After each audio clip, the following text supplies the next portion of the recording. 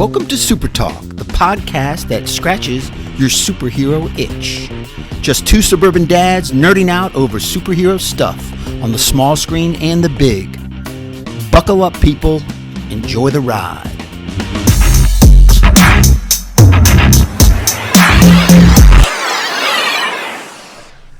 Cue the dog. YouTube, good show today. Please subscribe.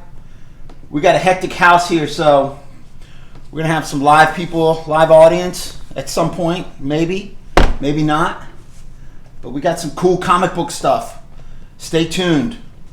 Professor has brought his top comics. At least a few of them, right? We're going to get into? Yeah, we'll go through all of them today. We'll save some for a future episode. Absolutely. Sure. Absolutely.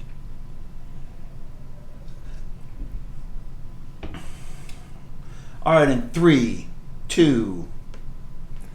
Welcome to SuperTalk, the weekly podcast dedicated to news and reviews of comic book media on the big and small screen. This is episode, holy crap, number 20. 20. I'm your host, Brian Professor Pettis, and with me, as always, is my illustrious co-host, Titanium Tony Estrella. The Titanium one! Professor, take us to school. Boy, you're going to really take us to school today. You brought some magical stuff, right? Yeah, it's been... We'll have some fun today. For those of you who don't know, I have a collection that started back, in the mid-'80s when I started, buying comic books at a local shop and, collected for a number of years, and, they just kind of took up space in my basement, and eventually I said, hey, I got to organize these and figure out. When we started the podcast, I'm like, hey, a good reason to organize them. And Titanium came up over and helped me out a couple days to kind of sort through some of them. And cool stuff. Finally have sorted through all of them, and I'm just now labeling them in boxes and putting them back. But I'm like, hey, I have a box of some of the ones that I value highly, or either whether nostalgically or they're worth some money. And I said, well, I'll bring some over and we'll kind of talk through some of them. So yeah, it'll be fun. And we will continue to feature and focus on some of the printed comic books that I have as we get into some of the series and movies that are coming out in the future. Hopefully we'll be able to we'll show you where Marvel's been drawing inspiration, from these actual comic books. Yeah, very cool. I think you hid them from the world until it was cool again. You didn't want to show you true Professor There's a lot of truth to that. Yeah, of course. But now shit gets you beat up when you're younger, I know, right? when you're little, yeah, they could. But now...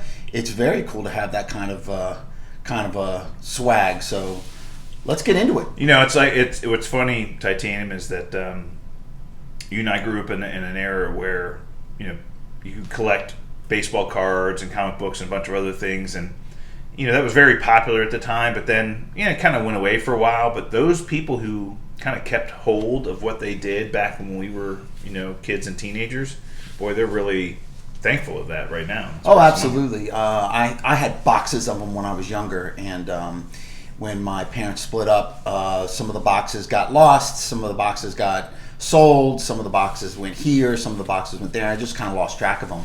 But I wish I had those back, and I applaud you for being diligent about keeping them safe. Like most nerds and geeks do, protect thy comic book collection. Well, before we get into the main topic this week, we always want to start our show off by thanking our sponsor, Studio G Studio, home of the man band Corn on the Cob. We put a link to their YouTube page in our show notes every week. Please go visit them, give them a like, give them a subscribe, help them because they're our best sponsor. Absolutely. Studio G Studios, thank you so much. Thanks for the support. I got a really nice message that we dedicated the last week's show to Pig, a lost pet of theirs, a special little creature. Miss them a lot, and they do too, but they sent me a nice little note thanking us for doing that, so that's kind of cool. But our pleasure. Least we can do for them. Absolutely. And we also want to thank the listeners who bring you the show as well. Those are our patrons, patreon.com/supertalk. These are listeners who have signed up to be a direct supporter of the show, $1 per episode. They're now donating their money to help fund our show, and they're helping bring the show to you. So thank you to our patrons, patreon.com/supertalk if you want to become a patron. But those of you who signed up, we really appreciate the support. Love those hardcore fans from Patreon. Actually, one of them made a comment and helped us out with last week's show, and we'll get into that. Cool. Something that they caught and we didn't, and we love that. So please, if we ever make a mistake or we miss something and you guys know something that we don't, leave it in the comments or hit us up on Twitter and let us know what happened. And I'm sure it happens more than we'd like to admit, but yes, absolutely. All right, well, let's get into the news and reviews for this week. I know one of the things you wanted to talk about this week was Jupiter's Legacy. So we talked about it last week during the show. Yeah. This is a series on Netflix, kind of a unique IP that an author brought to the network and said, hey, I think I've got a great idea for a show based around some superheroes and comic-based characters. But they're brand new. Nobody knows anything about them. I think I've got a good story. So we sold the story to Netflix. They made an 8-episode first season for Netflix, and I believe it's been picked up for a follow-on. But we watched all 8, and what did you think? I thought it was good. Not great, but good. A little confusing.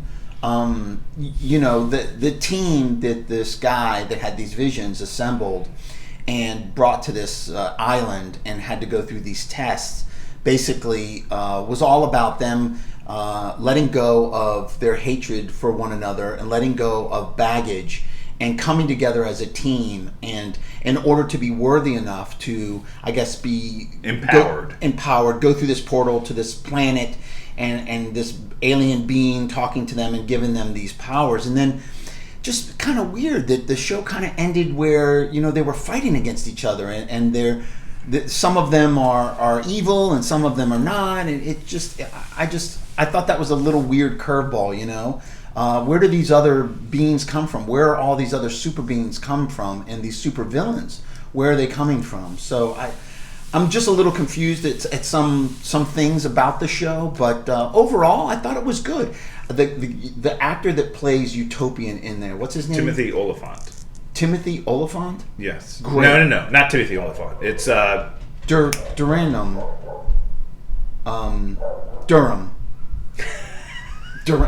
Well, Professor, this is why you're here. You know I butcher names.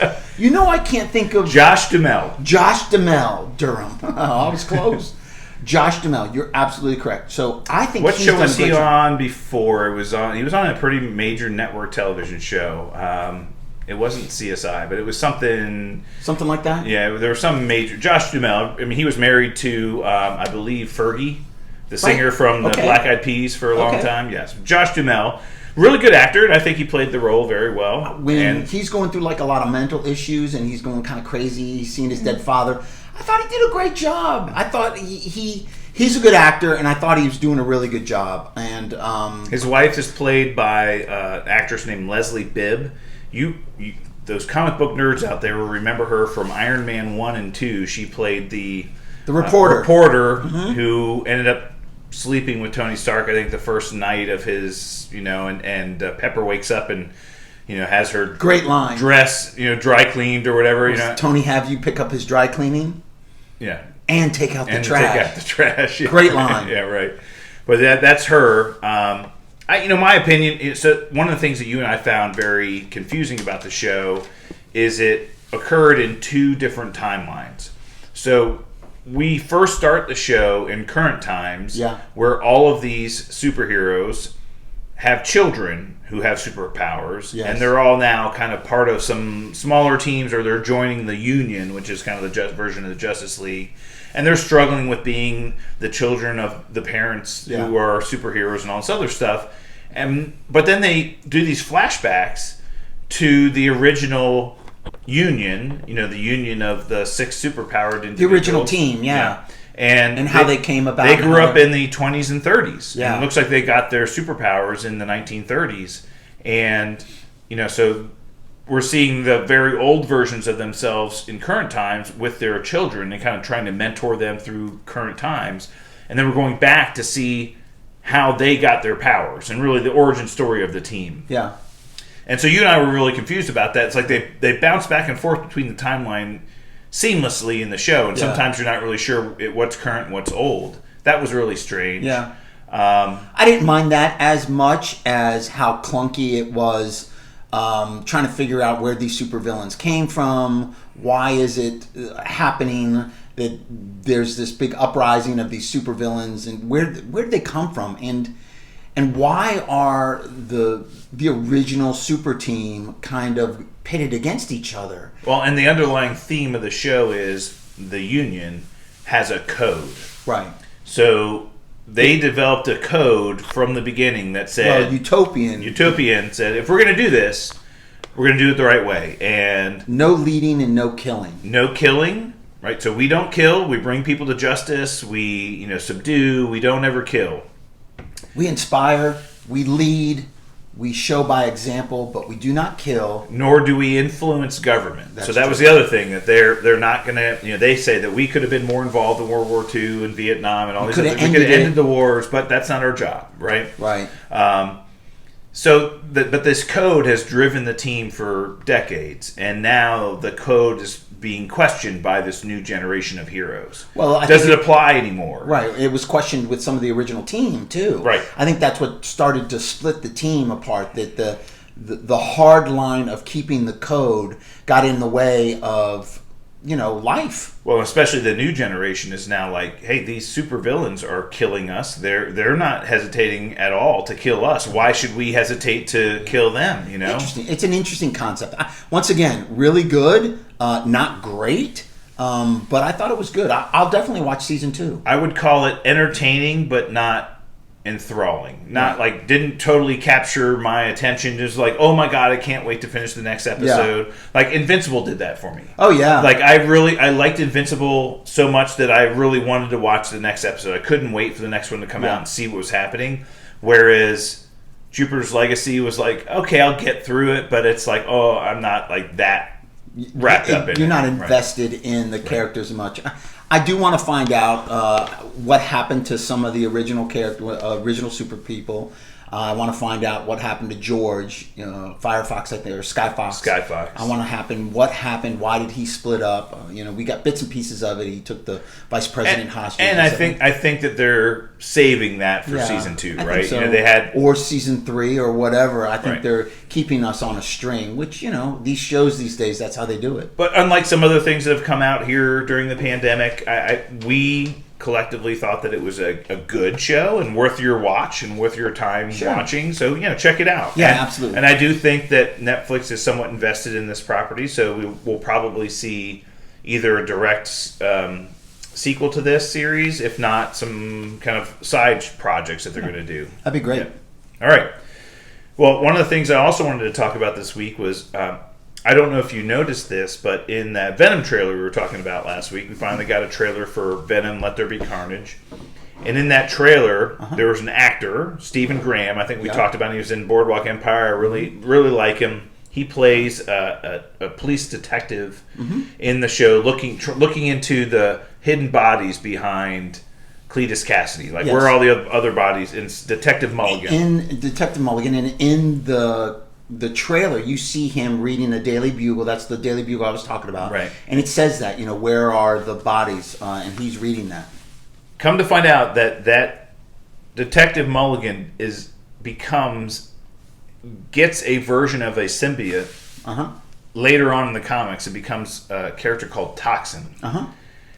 And I'm like, wow, they just kind of slipped that in and didn't even think about, oh, wait a minute, that's Detective Mulligan? He becomes Toxin later, which is a symbiote of Carnage that Venom kind of thinks is okay because he's a detective, so he'll probably be good, but it's a Carnage symbiote, so he might not be good. And then there's all kinds of crazy storylines that go on in the future with it. But I'm like, the fact that he's now being introduced in this movie tells me that they have some big plans for other symbiote versions of Carnage and Venom in the future. So, like I alluded to earlier in the show, shout out to Gavin Klingham, who literally, when I posted last week's show on YouTube, he commented immediately about this. He said, hey, did the character that was in Boardwalk Empire, that actor who plays Detective Mulligan, becomes Toxin in the comics. And he was basically like, did you guys know that? And I was like, wow, that's pretty cool. The professor caught it eventually. Yeah, the professor, of course. But shout out to Gavin Klingham for hitting us up with the comment. toes. Thank you, absolutely. And you're absolutely correct. We were going to get to that eventually, but thank you for reminding us. And I guess Toxin, at some point, Toxin kind of teams up in the comics with Venom to fight Carnage.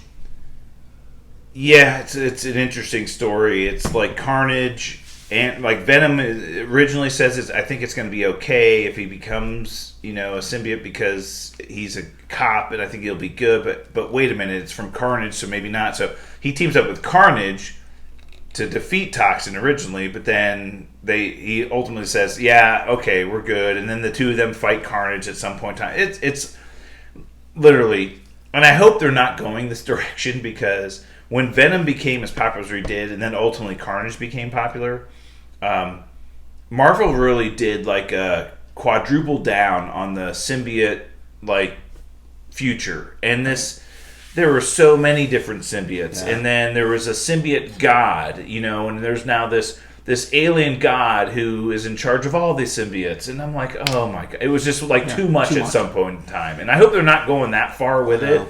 But typical, when you find a good thing, you duplicate it, multiply it, you take it to the copy machine, you make several hundred copies of it, and try to dish it off for the almighty dollar, And unfortunately, they're going to do that as much as they can, and while people are willing to pay for it, but I say they ride Venom and Carnage out until people get sick of them, and then bring in new symbiotes. But whatever. Yeah. So yeah, great catch, Gavin, and I wanted to mention that this week. So thanks. Very good. Professor's on it, Gavin. We also did see some leaked behind-the-scenes footage from the set of Thor: Love and Thunder. Professor, what we? Well, Dark Web. You? Yeah. I was shocked. I know you're... When you sent me that, I was shocked. I was like, really? And it took every bone in my body not to Google it or try to find it, because I do not want to see it. Do you feel that this Thor: Love and Thunder is a little looser with stuff than... So... Here's what I'll say is that we know, what we've been told is there's going to be more than one version of Thor in this movie. Of course. And why would we have Jane Foster come back if not to... And then they showed her on stage... Getting the hammer. Yeah, holding the hammer. We know it's coming. And, so my theory is that somehow, some way, she gets Thor's hammer, and the real question was, well, how does the hammer come back? So what we know in the MCU right now is Mjolnir was destroyed by Hela, right? In Thor Ragnarok. Yep. Destroyed it, completely shattered. Yeah. Thor went back in time during Endgame and got an alternate reality version of the hammer, the Mjolnir, and brought it back to our current timeline. Yep. Captain America used it. It was one of the greatest scenes in any Marvel movie ever when he got the hammer and all this other stuff. Well, then he goes back to return everything, including Mjolnir. So we assume that version of Mjolnir is now back in its original timeline, right, where it came from. So from our perspective, Mjolnir is destroyed, still in pieces. Correct. And again, what I was able to piece together from what I saw was that there was this altar that they had put together in New Asgard, which is where Valkyrie had set up the new version of Asgard. Okay. Which we saw at the end of Endgame. There's an altar very akin to the altar they set up in Lord of the Rings for Isildur's sword. The pieces of the sword that were so very similar. There was Mjolnir and all the pieces of Mjolnir sitting on an altar. She destroyed it on Earth, and it was still there. Yeah. Still there. And supposedly that there's somehow, some way that Jane Foster is not only able to get the powers of Thor because she's worthy, but maybe Mjolnir reforms as well. So, and again, this is all conjecture from a few kind of minor behind-the-scenes pieces of footage that they were filming. But yeah, I mean... I was so upset when they destroyed Mjolnir in Ragnarok, because literally it's one of the greatest weapons ever created in the history of anything. Sure. It's on par with... It's an iconic symbol, not just for Thor. It's on par with Sting, that that they used in the Hobbit. You know, the sword that glows blue when there's orcs. Or I mean, it's an iconic weapon. I like mean, a lightsaber. Yeah, like a lightsaber. I mean, it's that iconic. Sure. And when they destroyed it, and it reminds me of the scene between Thor and who's the rock guy from Ragnarok? Krog. And he's like talking about. He's like, yeah, I had this hammer and I could throw it and it would come back to me. And he, you know. Yeah, sounds like you got a thing for your hammer. It was great. But anyway, so that was a really cool revelation, and I think we're looking forward to that. I think we're looking forward to some version of Mjolnir coming back. I just find it interesting that so many leaks from that movie. And we're not hearing about. We're not hearing about a lot of them, of course. Thank goodness, but just nothing from Doctor Strange. Nothing from Doctor Strange. Spider-Man, nothing. Well, I did a little bit from Spider-Man. I did hear a few things. Not much, but then not much from Guardians Volume 3, which just started filming as well. Yeah, that's in still pre-production. I mean, I think they're just looking at storyboards now. Well, speaking of that one movie, the next news item that kind of came across the wire this week is that there's a possibility that we may see a cameo of Ghost Rider in Doctor Strange 2. There's no evidence of this. There's no footage. But there's like this well thought out theory out there that Ghost Rider, let's hope, shows up in some form or fashion in Doctor Strange 2, which could set up one of the favorite kind of teams that was put together called the Midnight Suns. And so this was versions of characters. And you think about all the characters we know are coming. Yeah. Blade. Yep. Morbius. Ghost Rider. Moon Knight. Doctor Strange. Moon Knight. These were all members of the Midnight Suns. And it's like, okay. Wow. We're all getting introduced to them. So I'm excited. Look, you and I've talked about this before. Keanu Reeves has been, if he's not Ghost rumored Rider, to be involved with Marvel and had meetings with Kevin Feige and also. I mean, the guy loves motorcycles, rides them all the time, and just if that guy's, if you're going to put him in a role in some Marvel movie, it would be Ghost Rider. Yeah, there's a lot of rumors about him being Adam Warlock, but you and I both disagree. We think he's Ghost Rider. That'd be cool. Midnight Suns would be awesome. And you're right. All those characters are slated sometime in the future. Well, you think about it. If we have Doctor Strange 2, where do they go next with that character? What's the next kind of thing that they do? And I really think moving into the dark side of the supernatural and getting into the dark side of magic would be something that would be natural for that character. And why not team him up with Ghost Rider and Blade? And we got Mahershala Ali as Blade. We've got Keanu Reeves as Ghost Rider. You got Benedict Cumberbatch as Doctor Strange. I mean, that would be what a great movie that would be. Yeah. There's rumors cool. of some kind of being, some kind of creature with one eye, being the big villain. But speaking of that, you did mention that being the dark side, and they kind of introduced it in WandaVision a little bit with the book Mephisto. Of course, we can't go a show without mentioning Mephisto until they bring him in. That's our goal, is to mention Mephisto every show. But I think they started. I think you're onto something, Professor. I think you're absolutely correct. I think they started it with WandaVision at the very end, bringing in that dark element and then continuing it through. I really wish they would have made Doctor Strange 2 a horror flick. I think it's going to be pretty scary. It's going to be pretty close. But Scott Derrickson was like all on board with like, this is going to be Marvel's first horror movie. Yeah. When he came out on stage on Comic-Con, he's like, we're going into horror. This is going to be Marvel's first horror movie. And everybody's all excited about it. When Scott Derrickson left the project, and now we got Sam Raimi. But from what I hear, it's still kind of going to be a little gothic horror. Be the same script, right? So looking forward to that. I think you're absolutely correct. And Midnight Suns would be something very cool. All right. And then the last thing I noticed this week, I don't know if you saw this, Emily Blunt was on an interview. I can't remember where she was interviewed, but they point blank asked her about all the rumors of Fantastic Four and her and her husband being cast in the Fantastic Four. And she came out and flat denied it. Not only did she flat deny it, but she said, I have zero desire to play a superhero in any of these movies. I just don't relate to the characters. You know, Emily, you just broke my heart. You absolutely broke my heart. She basically said, you know, it's got to be a character that's got some depth that I can really kind of latch on to, that there would be some reason why I should play that character. You know, John Krasinski doesn't care. He wants to play Reed Richards. He says, my wife can do whatever.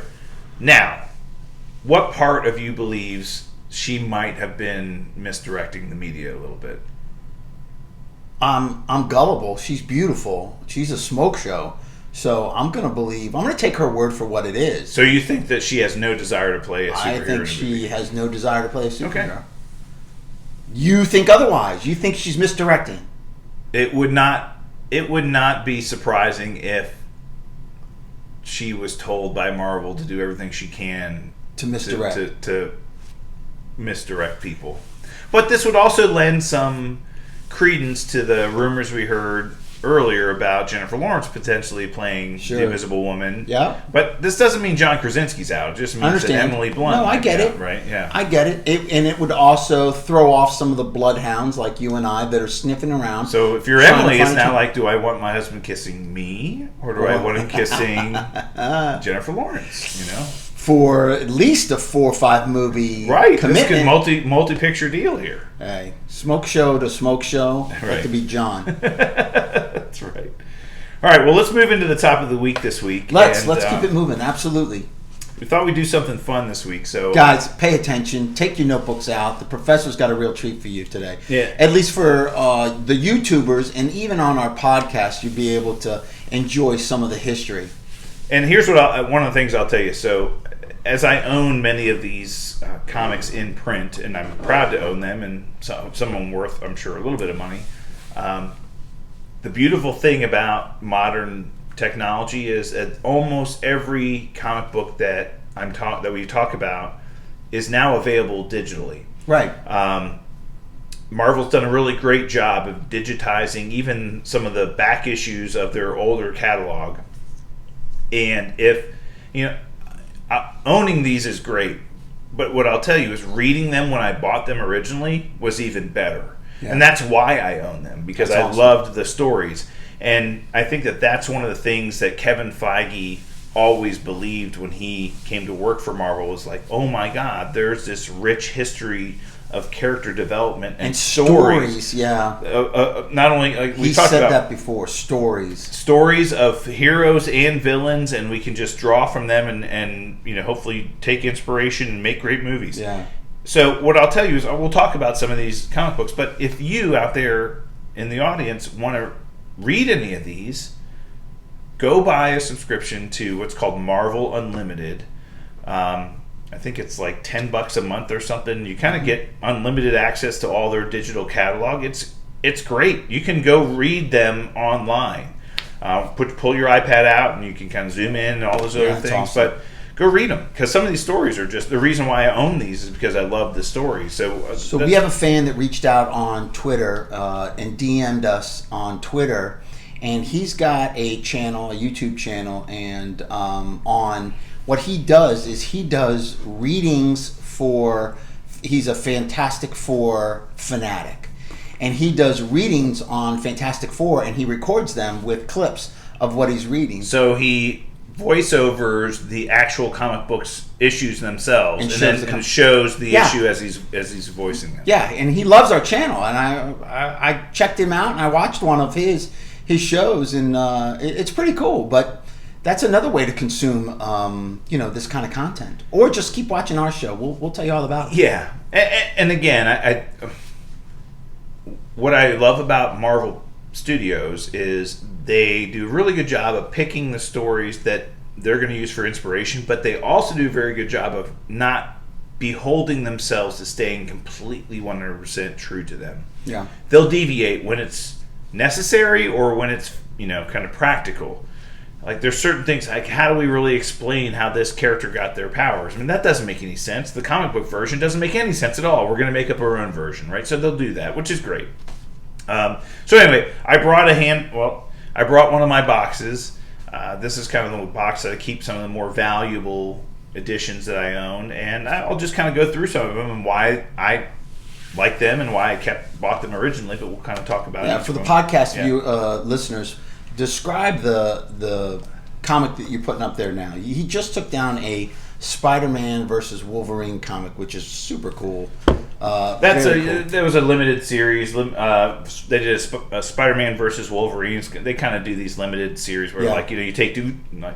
From my perspective, number 1 and number 2 in my book from comic book character is Spider-Man and Wolverine. They're like my number 1 and number 2. Okay. And so to have Spider-Man versus Wolverine, I'm like, who wouldn't want to buy that? Yeah. So I bought that and own it. But put that up. Superman and Iron Man would be me. But that's just me. And that may never happen. That was going to never happen because I lost but the one I put up now is Silver Surfer number 1. So came out in 1987. This is the first issue of his first solo series. So he had a limited series back in the late 60s. Stan Lee developed a limited series kind of like 1968, 1969. 18 issues, a really limited series. Okay. This was the first issue of his full Silver Surfer series. And he had been in the Fantastic Four and a bunch of storylines and everything else across the Marvel Universe up until this point. But in the late 80s, they decided, hey, we're going to give the Silver Surfer his own series.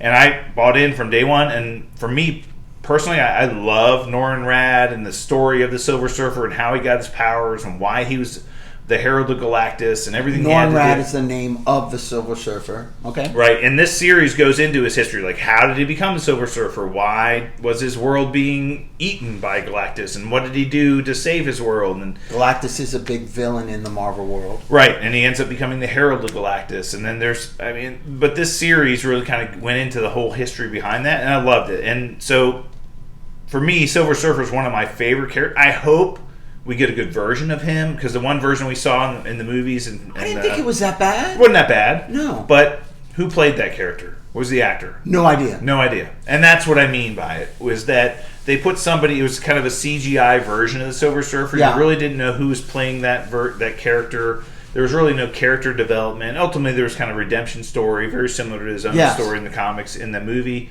But I'd love to see a big-name actor play the character. I'd love to see that character have his own movie, and have more space-based missions, maybe show up in a cameo in a Guardians of the Galaxy movie or whatever. I mean, there's lots of things you can do with the character. But anyway, I have Silver Surfer number 1, which is one of my prized possessions. What else you got?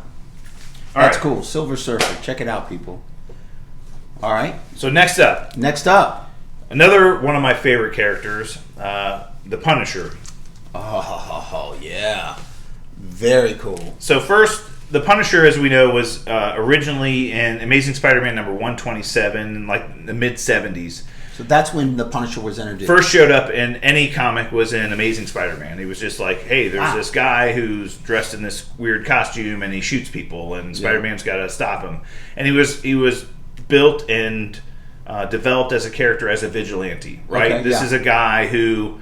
as we've seen him in his shows and everything like that. He is a bad dude with no remorse for any criminal out there, and he will kill anybody who's bad. He doesn't care how he does it and who gets in the way and all other stuff. Had a number of run-ins with Spider-Man. They went through some time where they were like, well, is this character deep enough that they can like kind of develop him, kind of as his own character and have his own series? And it took him a long time. As a matter of fact, he did not get his own solo series until the mid-'80s, 1986 as a matter of fact, and that's where what you saw is this limited series, right? So he got his first 5-issue limited series, and this is issue number 5, so I didn't even own 1, 2, 3, and 4, because at the time I bought this, number 1, I couldn't find them, and number 2, they were really expensive because it was so popular. And then he got his first great character solo series in 1987, and this is issue number 1 of his solo series. Wow. So I do own the first 25 or 30 editions of his first solo series that he got in 1987. I love the Punisher character, what they did with him. I love the Netflix series with John Bernthal was just phenomenal, and I do believe they have big plans. Great adaptation of the Punisher in Netflix. So, I have a hard time believing they don't have big plans for the Punisher character going forward. He's just been too important. And they had, a series called Punisher Warzone, where he went back to his time in Vietnam. I mean, there's just like crazy time. And the current version, the one that we saw in Netflix, they changed it from a Vietnam era soldier, to being a Desert Storm era soldier, right? And that's kind of what they have to do for modern times. They do. They have to pick it up for modern times. And you're right. The guy that played the Punisher on that Netflix series was absolutely incredible. John Bernthal. Yeah, John Bernthal. He was great. Do you think they'll bring him back in any? And if they do... Well, we heard that remember, we talked about that a few episodes ago, that the rumors were that they had signed him on to reprise his role as the Punisher in a Disney Plus series. Okay. And we don't know what that is. She-Hulk, I think. I think you and I have talked about either Hawkeye or She-Hulk. Or She-Hulk. One of the New York-based series. He might be coming back. And look, we've talked about the Netflix shows before. They were too popular just to let fade away. I think the three of them were really good, and two of them were... One of them was... Who's your three that you liked, Leon? Well, The Punisher, Daredevil, and Jessica Jones. Yeah. And I believe Kristen Ritter as Jessica Jones, John Bernthal as the Punisher, Charlie Cox as Daredevil. I believe all three are coming back to some extent. I know we're speculating, but how great? Michael Coulter and Luke Cage, Finn Jones. Don't talk. I told you not to say his name in my presence. But I do believe, and again, I think we're going to see Charlie Cox in Spider-Man: Far From Home. I hope we see John Bernthal in a Punisher role in one of those two Disney Plus series. I mean, literally, I'd jump out of my seat with excitement. How great would that be? It'd be awesome. That'd be awesome. All right. Well, the next one on the docket here is one that we've talked about at some point in time in our conversations. Is Watchmen #1. So this came out in September of 1986.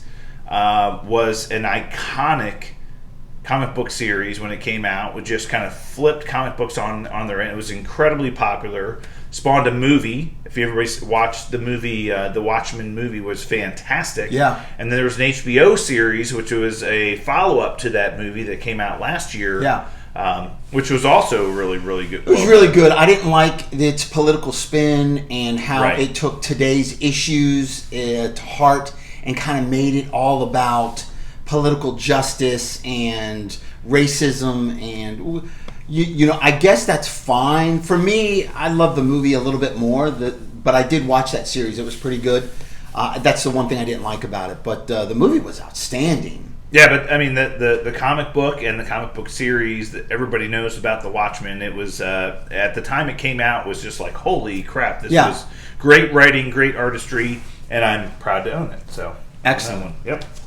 Next one. Smoke Show.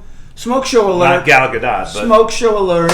This is Wonder Woman #1. So, as everybody was aware, Wonder Woman's been around for decades. It came out in the 1960s and 50s and 60s.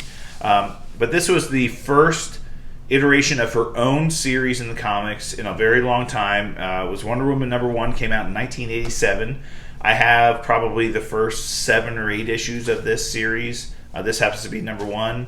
And this series really went into her origin story as a character. That's awesome. Talked about how she was formed out of clay. Yeah, from Zeus. And you know, Zeus came down and gave her life, and you know, she was raised by the Amazonians, and it was really goes into her entire history on what's the name of the island?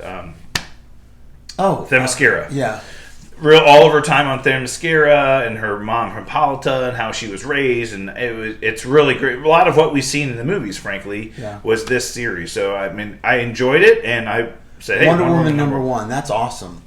You better keep hold of that. You might not leave with that in your hand or in your box, your magic box of #1s." And he's got a box, people. The box is big and it's full of comics. That's he's what just she pulling said. out. Here we go. The professor getting saucy. But he's got a box, people, and it's full of #1s. So this impressive. What you're seeing here, we showed on last week's show. This is Wolverine #1. Wolverine introduced in the comics, as everybody knows. For you guys that don't know, Wolverine obviously is the professor's #1 character. For sure, he loves Wolverine. Loves me some Wolverine. He's and good. X-Men itself, right? You love X-Men. I love the X-Men as they're kind of like my personal favorite, but I like them a lot because of Wolverine. He's absolutely my number one character for sure. I mean, just such a deep character, and what they end up doing with him and later in comics and giving him a whole entire backstory, and there's so much mystery behind it. Well, how did he get his powers? Why does he have metal bones? And also, it was just fantastic. Yeah. But anyway, this is Wolverine number 1. This was a limited series that came out in September of 1982, written by Chris Claremont, legendary X-Men writer Chris Claremont, and Frank Miller was the artist. Frank Miller. Yeah, he's a Batman. pretty famous guy. Frank Absolutely.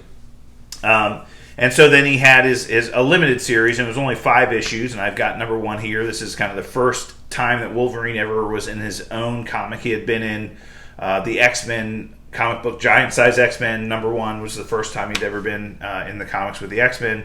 Showed up in Incredible Hulk before that. But anyway, I had this one. This was one of my prized possessions. But then he got his own solo series that was written by Chris Claremont and illustrated by John Buscema in 1988. And I have the first 5 editions right there.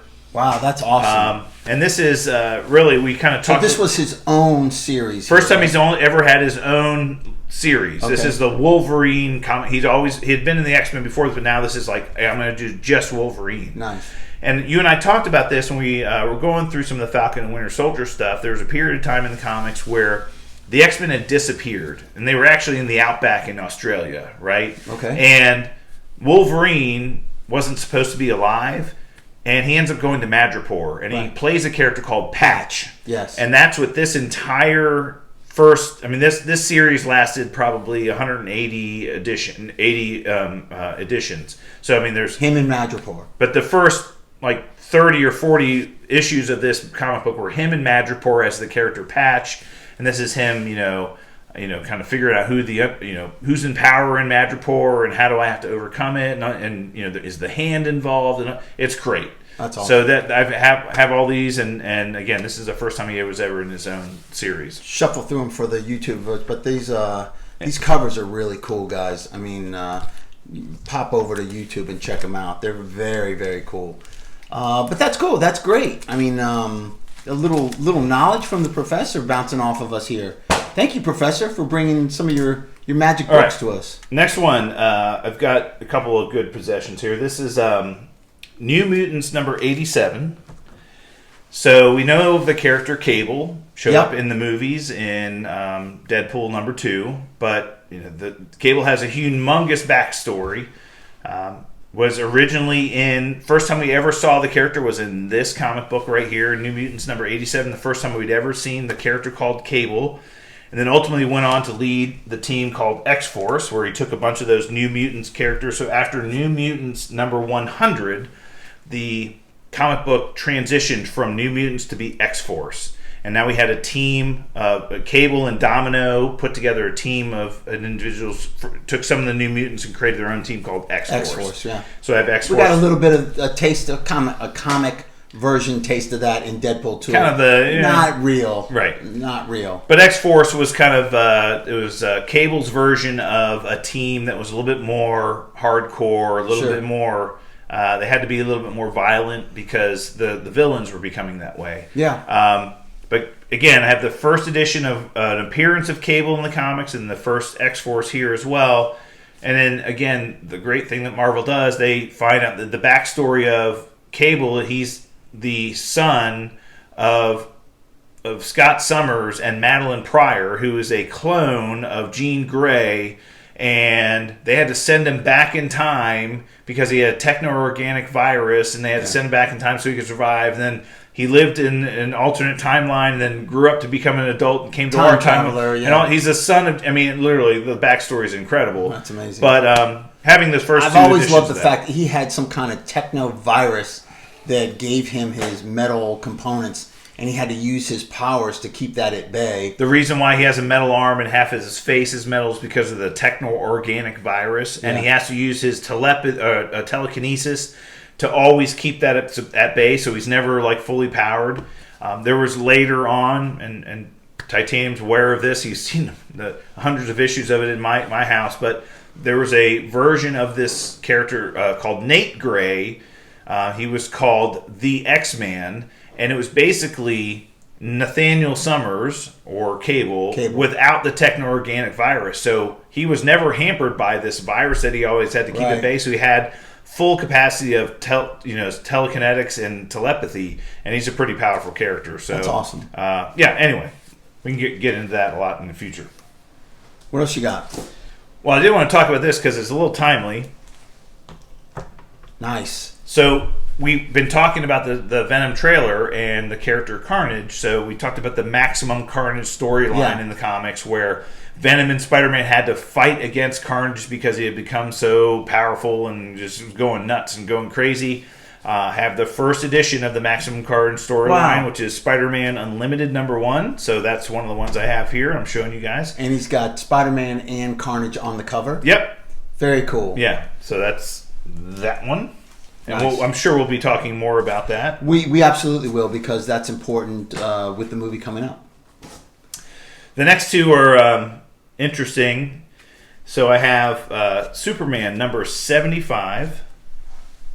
And that's an important comic in the Superman. Came out in 1993, and this was a huge controversial decision that DC made. They decided to kill Superman, which was like unheard of.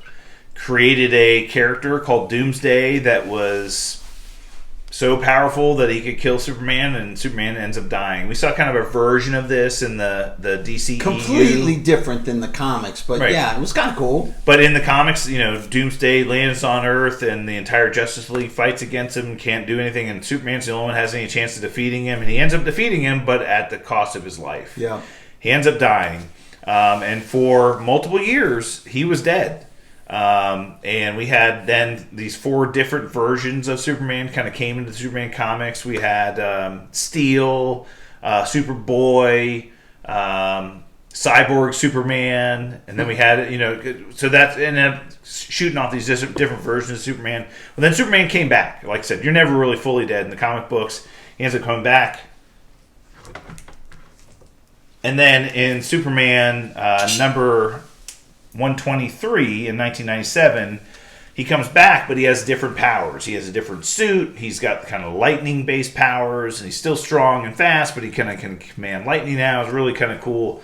But to have that comic was also one of the great things. It's interesting how they're evolving these characters now. Now they're toying with Superman being a African American, and they're, if Thor can be a woman, then Superman can be an African American. And I know they're toying with Batman being, I think his name is Fox, something Fox. Batman.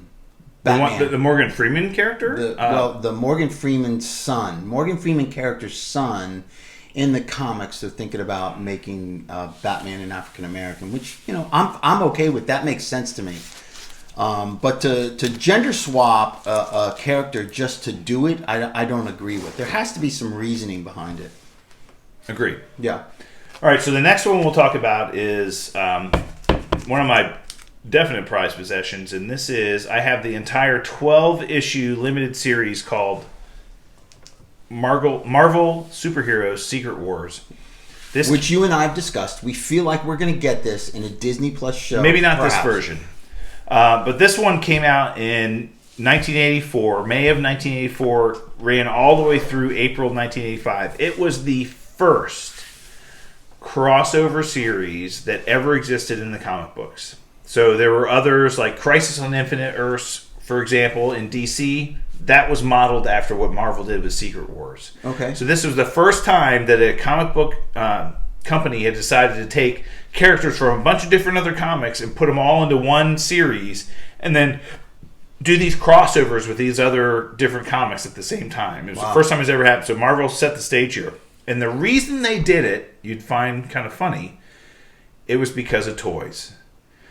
So Kenner had come out with versions of the DC superheroes, like Superman and Wonder Woman. Like Hasbro and toys like that? Yeah. Oh. So Kenner, the toy company, was doing all the DC comic book heroes. And Marvel's like, why don't we have toys? We should do this as well. And Hasbro came to them and said, we'll make toys of your comic book superheroes. Absolutely, we'll do it. Will make us both millions of dollars. But we kind of need a way to promote it. We can't just all of a sudden make a Spider-Man toy. We need a reason to promote it. So they came out with this Secret Wars, Marvel Superhero Secret Wars storyline, and the entire comic book series was designed to sell toys. Wow. And they had TV commercials, go out and buy the comics and then come home and buy the superheroes in toy form. It was literally marketed in a complete toy way. This is the first time Kenner had made any editions of any Marvel superheroes was when this series came out. Wow. This was the best selling comic book in history when it came out. Because it was combined with a toy. Yeah.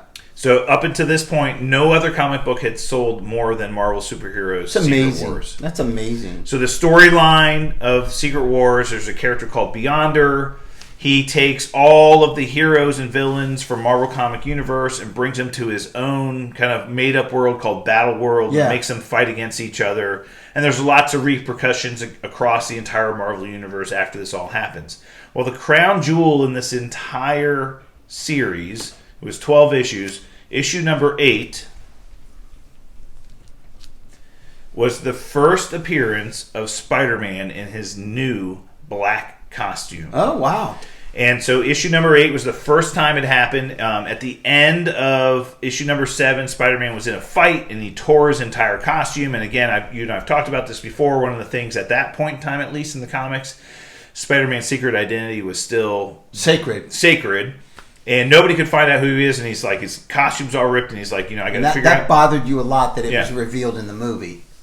So he sits down at this little machine in Battle World, and he's sitting there, and he's thinking, I need a new costume. And all of a sudden, this black ball shows up right in front of him as he's sitting at this machine thinking about it. He needs a new costume.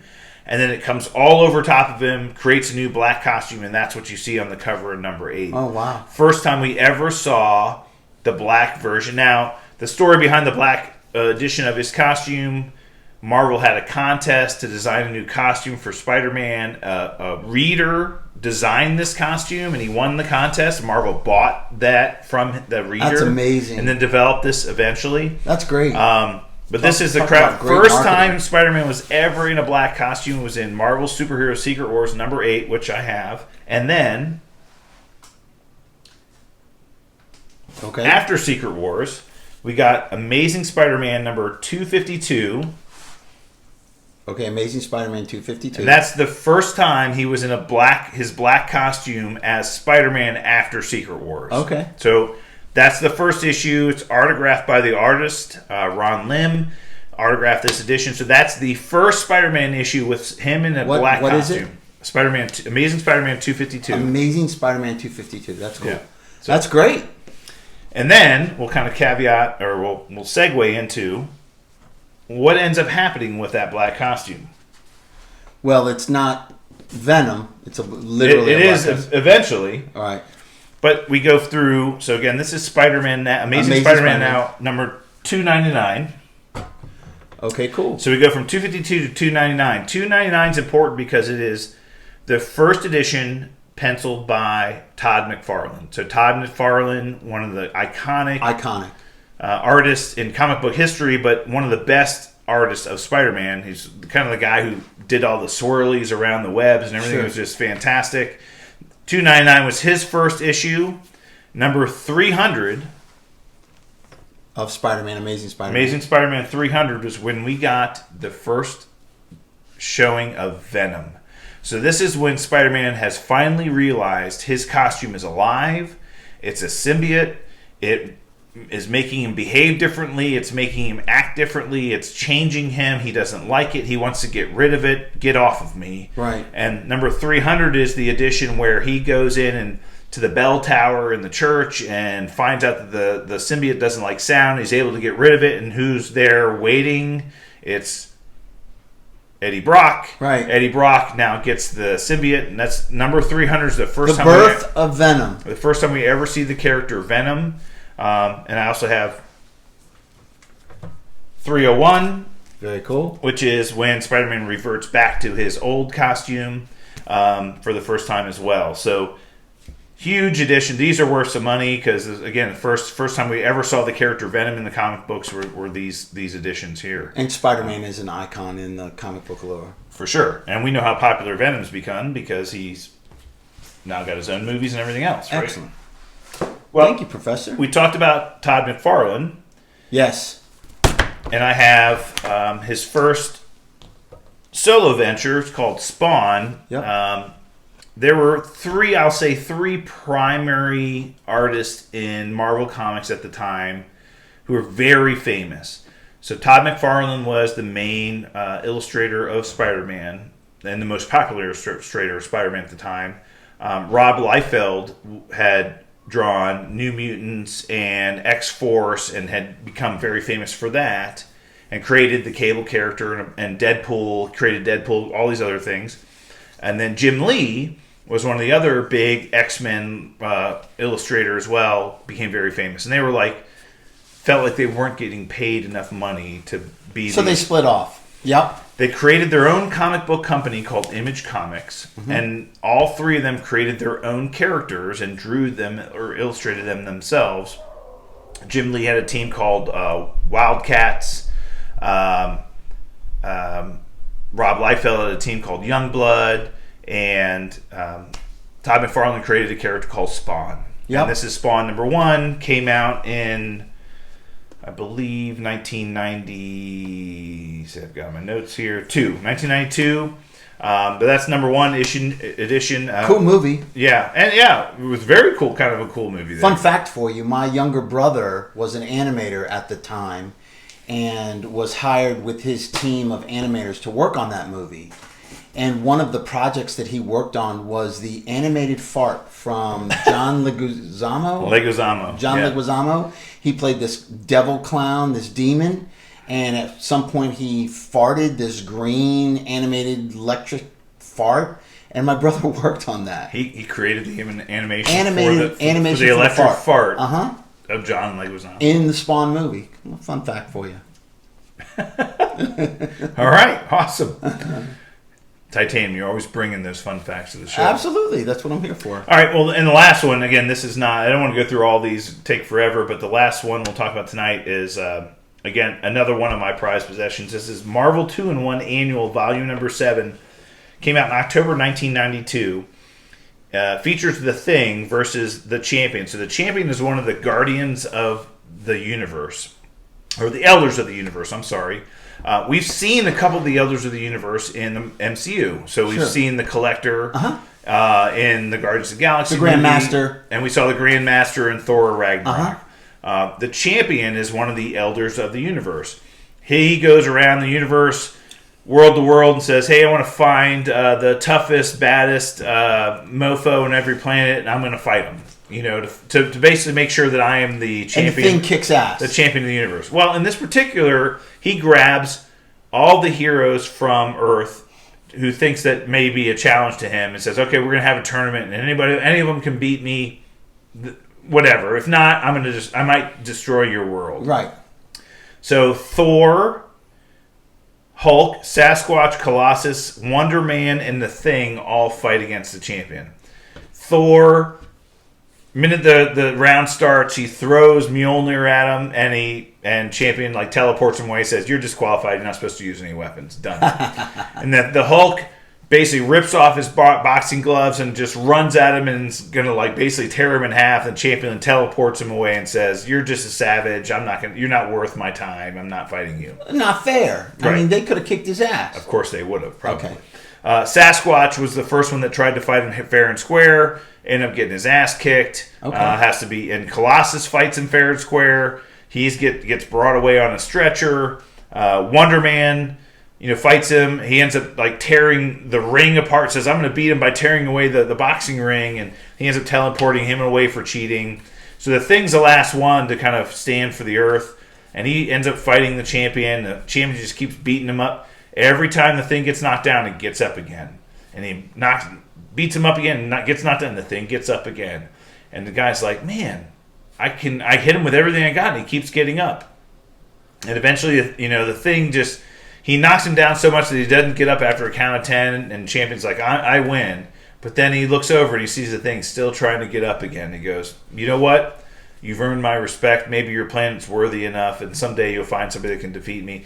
And again, it's a great story. And again, A Thing is one of my favorite characters. Well, he's a great character. Yeah. Ben Grimm, just great character.